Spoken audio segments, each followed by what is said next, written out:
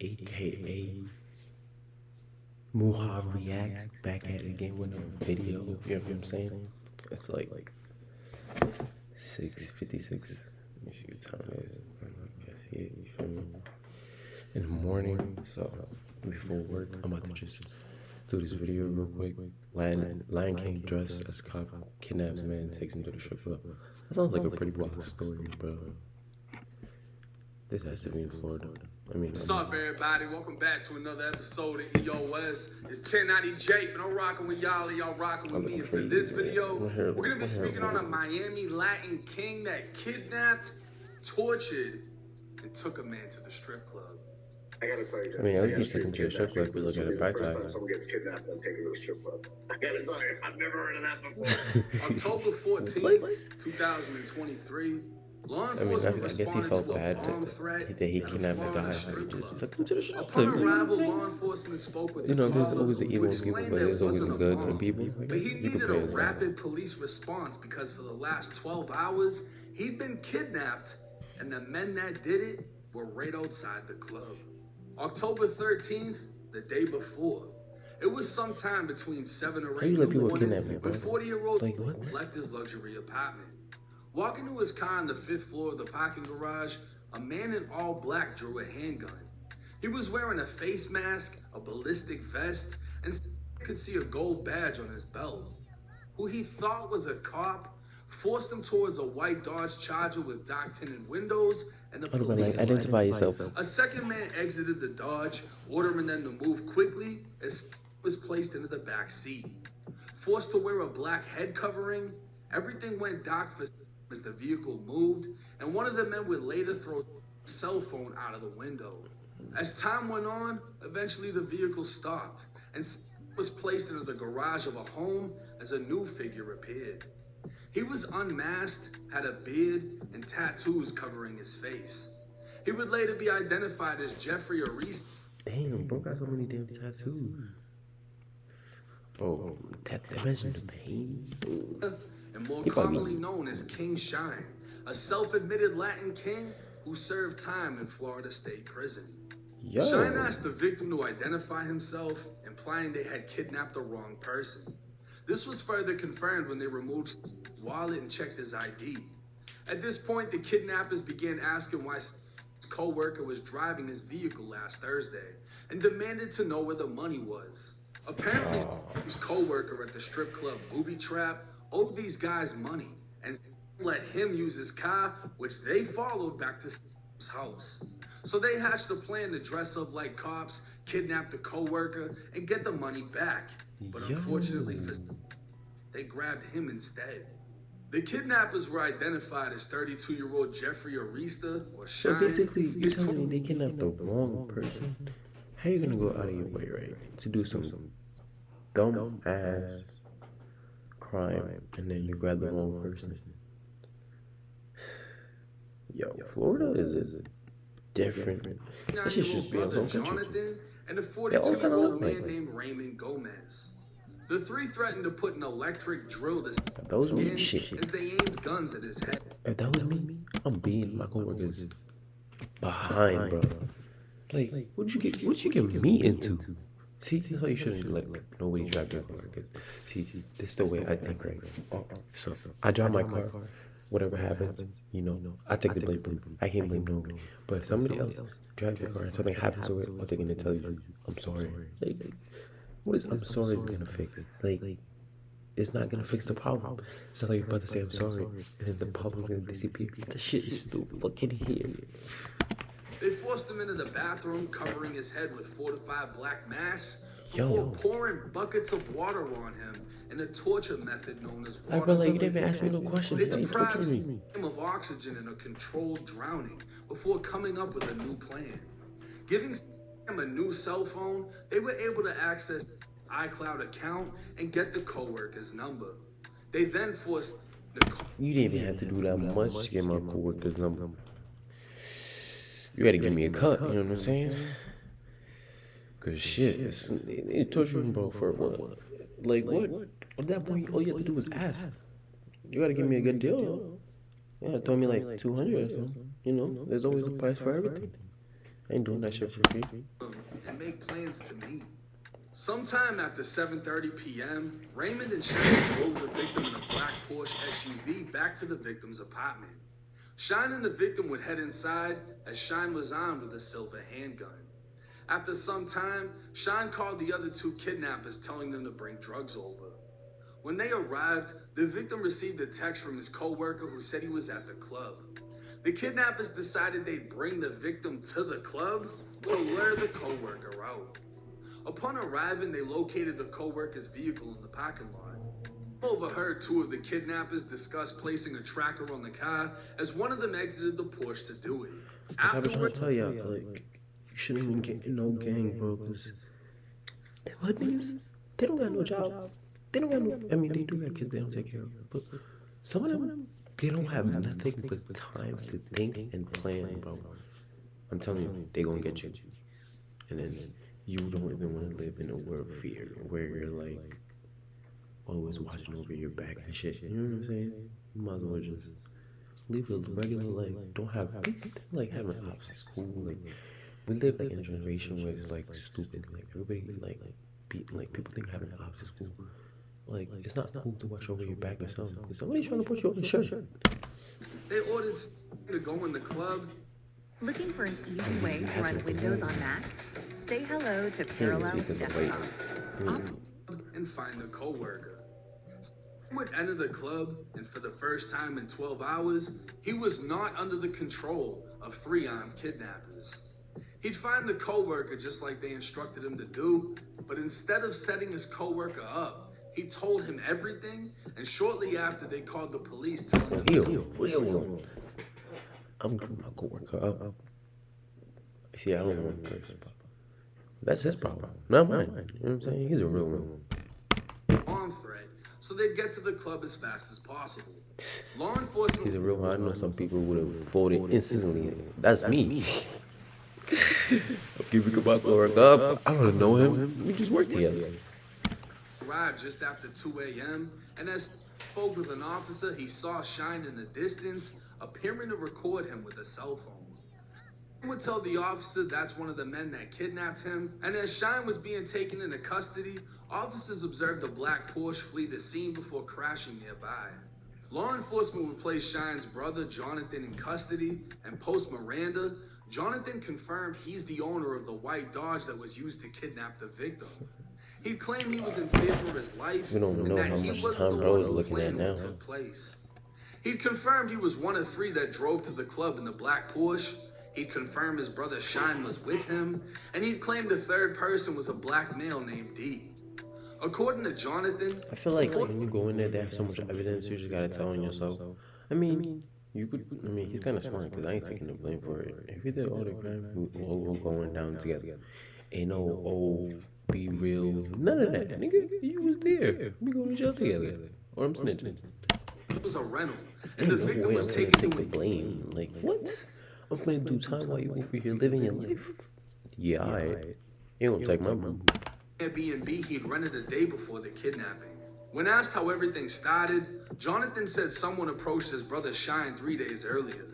When asked to go into details, Jonathan claimed that he feared for his life if he provided any more information, and he ended the interview. Damn, bro, you snitched already. You might as well continue. Should I at least ask him to get you some McDonald's, you know? Then I'd be snitching with some damn Burger King.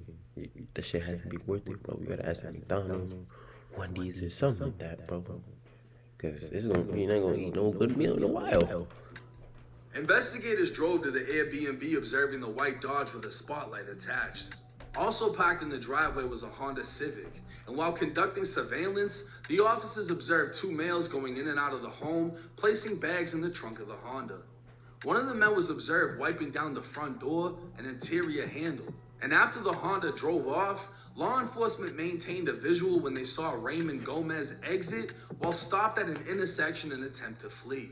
Law enforcement would grab Raymond before locating the Honda at a gas station where they spoke with the male driver. The driver would claim Raymond called him from a phone he borrowed from a bystander, saying he'd been in a car accident. The driver picked him up, taking him to an Airbnb he was told was rented by Raymond's friends. Raymond said he was at booby trap inside a Porsche with two friends when one of them stepped out of the vehicle and began talking on his phone before being arrested. Raymond drove off as police. This how you know they should have planned this thing smartly, bro. Because 95% of the time that you plan some stupid activity like this, it's not gonna end well. It's really not. Like, you really think you're gonna kidnap? I mean, it's Florida. You could kind of get away with it, but come on, bro. You taking him to a strip club? Like, that was a smart idea. Like, what? I don't think they thought this through. Now, all you three gonna be gone for a while. Like, what about your family members, your kids? People don't think at all for these and bailed with his other friend. The male told law enforcement he watched Raymond bleach the counters inside of the Airbnb and placing items in garbage bags that he placed in the Honda. Oh. Investigators would interview Raymond Gomez, who post Miranda admitted that he, King Shine, and Jonathan kidnapped the victim. He claimed they did it for an unknown person who spoke with King. I don't know, like, we didn't even take him. We didn't even take him, officer. We just borrowed him for a little bit. Over the phone. Raymond claimed he didn't know the person's identity, but told investigators the object was to kidnap the co-worker over him owing money, and in exchange, Raymond expected to be paid. He admitted after they kidnapped the victim, they realized they got the wrong man. Raymond said Shine and his brother were the ones who waterboarded the victim and threatened him with guns, a yellow electric drill. So they all snitched on each other? What? I ain't doing no crime. Because as soon as I get caught, they gonna start singing like a motherfucker. I ain't even gonna lie to y'all, man. Don't do no crimes. I know you watch a lot of movies about robbing banks. They be online. Bro, they make it look so easy in movies. I swear to God, I remember I watched that movie, what was it? Bank Heist or whatever? Or Money Heist? This shit got me thinking, but... and even tasers. And Raymond would go as far as saying he felt bad for the victim. He drove Shine and the victim to the victim's apartment. You felt bad for him, but you couldn't drop him home? I mean... Kind of makes sense why you take him to the strip club. You know, they at least want them to get some little play. Before driving back to pick up Jonathan, and once all of them relaxed after the failed torture session, they planned to lure the co-worker out of the club. Raymond admitted as soon as law enforcement arrived, he fled, and when he got to the Airbnb, he began removing clothes, drugs, and the drill before his arrest. He confirmed to investigators they'd used 2 firearms in the kidnapping. While King Shine was inside of an interview room waiting to be interviewed by a detective, he became enraged. Imagine kidnapping somebody that has nothing to do with what you're looking for and you still waterboard him. It's crazy. That's torture. Kicking the chair, causing the wheel to break and come off. He'd lay down and kick under the desk, breaking a piece of wood. Here's one thing you need to do before buying anything online. Don't spend another dime on Amazon until you watch. Before being transported to the Broward County Jail. With a list of violent charges for all 3 men, the biggest surprise in this case would come when the feds decided to step in. All 3 men would be indicted on charges of conspiracy to kidnap. God! Defendant Jeffrey East. God! Count 1 conspiracy to kidnap. Title 18 United States Code section. Max term imprisonment life. Mandatory minimum. Maximum release 5 years. Max fine $250,000. God damn! I mean, 5 years is not max term. So are they doing life or are they doing 5 years? Like max? So I don't know. I feel like $250,000 not bad for some kidnapping, right? God. Kidnapping, attempted kidnapping, and King Shine would face an additional count of possession of a firearm. So are they gonna do like 5 years? I'm guessing because they didn't kill him. By a convicted felon.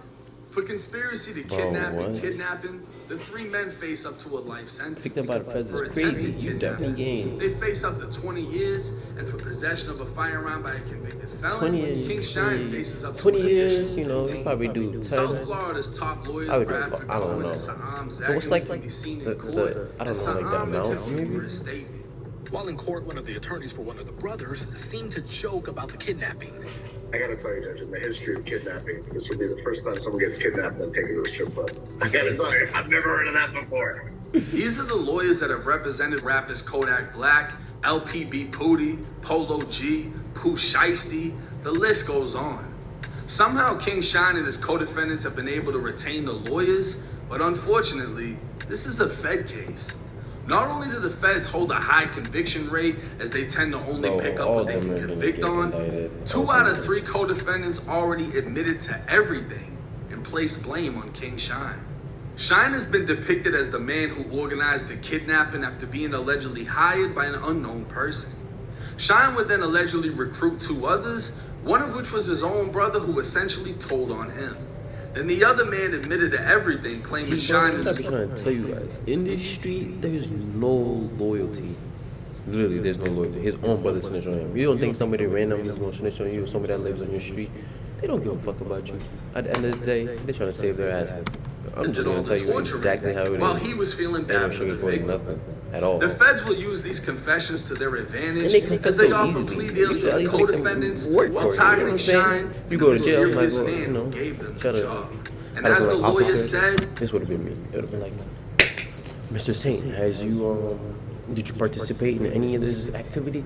I'd have been like, officer, I ain't seen none. I ain't hearing none. Give me my lawyer. Yeah.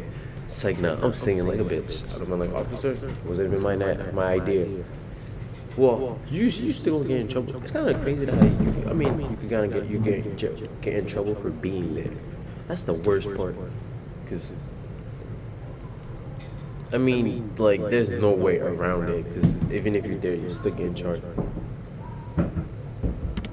This may go down in history as the first time a man was kidnapped and brought to a strip club. Now, if you're one of my early subscribers, and by early I mean before like 250,000 subscribers, you'll remember when I was doing prison content, the prison genre, and a lot of the older guys, and King Shine was a part of that community. He had a channel, but it never really went anywhere for him. It was never something that he seemed to be taken seriously. But he's done a few different interviews. He put his name out there as someone that did time in the Florida Department of Corrections. He's a self-admitted Latin king. And now, bro, damn, he fucked up. 20 years. I mean, 20 years is better than life, case. You know what I'm saying? You can say what you want to, like, you can pray all you want kidnapping to. somebody for the money they The own. feds don't pick any. I just feel like people, like, you shouldn't go to borrow money if you know you don't have, like, one, you don't have the money to pay back. 2, you don't plan on paying it back. You don't think somebody's gonna come to get their own shit? Like, what the fuck?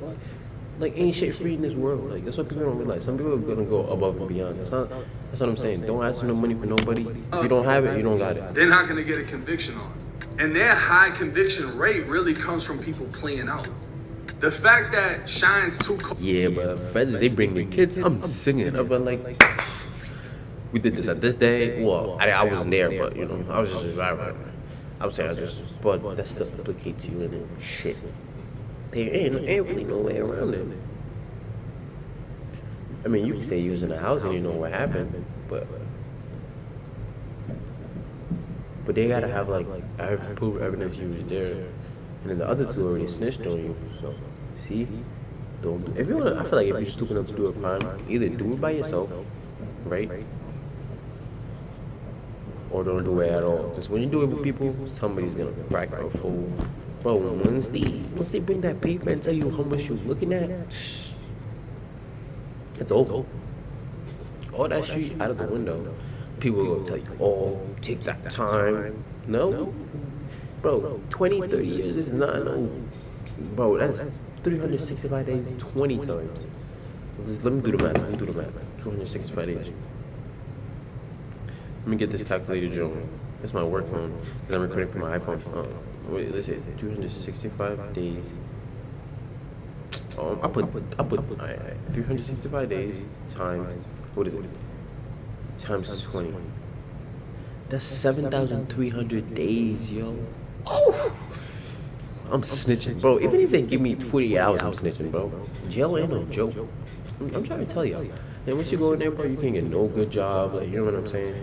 You should just always have good manners in life. You know, you gotta always think every action has a consequence, and people don't be like thinking it through. Like I guess they be high on drugs and stuff like that. And then, but once you get caught, oh, free my friend. No, fuck your friend. Your friend is a fucking criminal. Leave him in there. That's where he belongs. Because he wasn't thinking about himself when he was doing that stupid ass, dumbass crime. Like what? That's not understanding people like free my boy. No, your friend is a criminal. If he was just home like everybody else, he would have been home. He would have been saying, "No, free my friend." He obviously did something wrong. They already threw him under the bus and told on him. They're gonna get the plea deals. Shine. So you snitch, you get the plea deals? Oh shit! Yeah. As soon as I'm gonna write this down. As soon as I get to jail, I'm gonna start talking. He doesn't get a ridiculous plea deal like, hey, sign on for 30 years. He's gonna have to take it to trial. He'll most likely end up with a life sentence. Sorry to say. Not really. I'm not gonna sugarcoat it. I'm not gonna act like. Yeah, plea deals sounds bad, but it's better than life sentence. It isn't what it is. He's got a few counts that go up to a life sentence. One that carries 20, one that carries 15. The amount of evidence in this case is fucking retarded. Yeah, and his two co-defendants are flat out saying, yeah, it's him. The only thing the feds are gonna... His own brother and his boy snitched on him. If he was gonna do some stupid shit like that, you couldn't just do it by yourself. Like, now you got witnesses, and then witnesses, like, it's over. They was there. Like, as soon as, like, they get caught, people start talking. You know what I'm saying? Like, bro, I just feel like you shouldn't even put yourself in that predicament. You should think about your family and stuff like that. To figure out from Shine is who hired him. What was the motive behind the situation? Nobody knows it. Apparently some guy was owed money from a strip club employee. They sloppily grabbed the wrong fucking one. Kidnapping the wrong person is wild, bro. I don't know. Man, just mind your business and they just come and kidnap you. I can't even think. Like, what the fuck did I do? And then, after they find out he was the wrong person, they take it to the strip club. Yo, what? They sent dude in the club to go lure the other guy out. Like, he's not just gonna call 911. Like, the club doesn't have their own armed security. Exactly. Like, he goes in the club and instead of taking him to the club was never a smart idea to begin with. The police arrive at the scene and Shine is allegedly recording the dude talking to the police. So dude's like, yeah, I just got kidnapped for 12 hours. Matter of fact, that's him right there. He's still here. There's the car. Go get him. He didn't even try to escape. And the police just bag everybody. I don't know what the fuck the defense would be for this case. They literally have the best lawyers in Florida, but this is a Fed case. This isn't a state case. They gonna do time. King Shine is already a convicted felon. He just beat a life sentence because he got into a fucking robbery over a Nintendo or some other dumbass shit. He just got out for that like months ago. And now he's facing this. He ain't being this one. Not everybody wants to be free. Not everybody took... I think I agree with what he's saying. Because some people are like, I feel like when they locked up for so long, they used, you get what I'm saying? They used to that type of environment. Like, when because they're like, oh, in jail, their mindset is like, oh, in jail, I don't gotta worry about what to eat, bills, none of that. Everything is provided, basically. You know, they just lose their motivation and focus and shit like that. But why would you want to be in a jail? Locked in like a box, like being told when to wake up, when to poop, like when to use the bathroom, when to shower. Like, people gotta think better, bigger for themselves. You know what I'm saying? Advantage of the opportunity that we got from Lockdown 23-1, when he brought us onto his platform to share our story, people became interested. A lot of us started channels. Some people went in different directions, decided to stay in the streets, and this is the outcome for that. I don't feel sorry. You know what I mean? I stuck to this shit. Yeah, I don't feel sorry. I saw a better opportunity with doing YouTube. Exactly. This is where I'm at now. But hey, drop y'all's thoughts in the comment section. God, man, shout out to 1090 Jake, bro, for the video. Bro, explain everything pretty well, but those people, I don't know what to say for them.